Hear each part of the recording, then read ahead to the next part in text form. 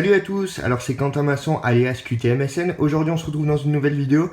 Donc c'est vrai que ça fait super longtemps que j'en ai pas fait, mais j'ai envie de garder un peu du contenu de qualité, si je puis dire. Donc aujourd'hui on se retrouve pour une nouvelle vidéo dans laquelle je vais vous parler, donc je vais vous déballer du moins le disque dur Storeva.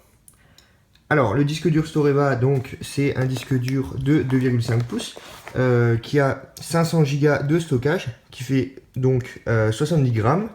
Donc voilà, donc c'est un disque dur 9 mm d'épaisseur, auto-alimenté bien sûr, avec en USB bien sûr. Il a la norme SATA, il est compatible avec les disques durs et SSD, donc on peut très bien remplacer celui qui est à l'intérieur grâce à un tournevis et mettre un SSD à la place si on le souhaite. Il embarque un contrôleur ASMedia 1053 de dernière génération. Et bien sûr, il utilise l'USB 3. Donc, mais il est toutefois compatible avec tout ce qui est USB 2, bien sûr. Alors voilà, donc il existe en différentes coloris, bien sûr. Donc le rouge, la couleur métal, donc aluminium, comme il y a un peu, il a voulu reprendre un peu les couleurs qu'il y avait sur l'iPhone. Donc on a aussi le gris sidéral, un espèce de gris sidéral et un noir. Voilà. Donc comme j'ai dit, bien sûr, on a bien sûr l'USB 3 et on a à côté une petite LED pour l'activité.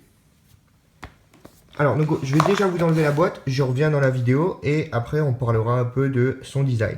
Allez, c'est parti. Comme je le disais, alors voilà, on va commencer tout de suite. Donc après avoir enlevé la boîte que j'ai placée du côté, on a le disque dur qui est extrêmement fin, donc je vais vous déballer ça. Vraiment super fin avec bien en aluminium un peu, et fait un peu comme sur l'iPhone qu'on achète en alu, en gris. Voilà, on va déballer ça. Ensuite, dans la boîte, si je ne me trompe pas, on a, voilà.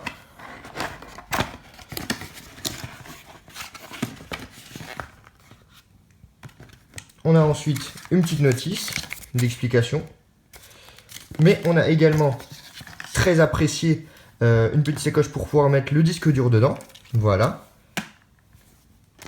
On a également le petit tournevis que je disais, qui sert justement à pouvoir l'ouvrir et remplacer le disque dur qui est à l'intérieur. Et enfin, on a le câble d'alimentation.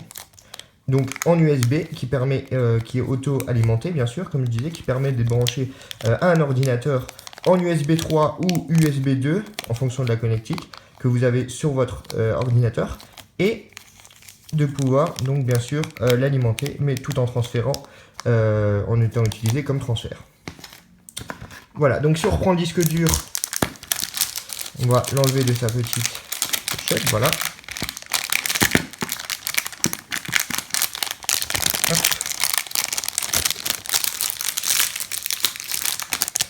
Alors voilà, je pense que vous voyez déjà rien qu'ici. Il est super fin. Voilà, on a les bords comme sur l'iPhone, je ne sais pas si vous voyez bien, un peu brillant comme ça. Donc ça rappelle vraiment l'iPhone 5S par exemple, l'iPhone 5 5S. Et on a bien sûr la connectique et la petite LED pour voir l'activité. Alors c'est un petit disque dur SATA, vraiment sympa. Donc si je récapitule, on a le disque dur. On a bien sûr le câble d'alimentation et pour les transferts de données. On a le petit tournevis.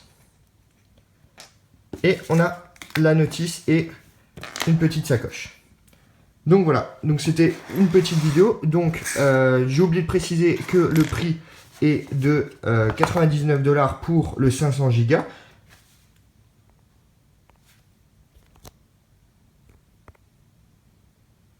Voilà, j'ai oublié de préciser que le prix était pour le 500 Go.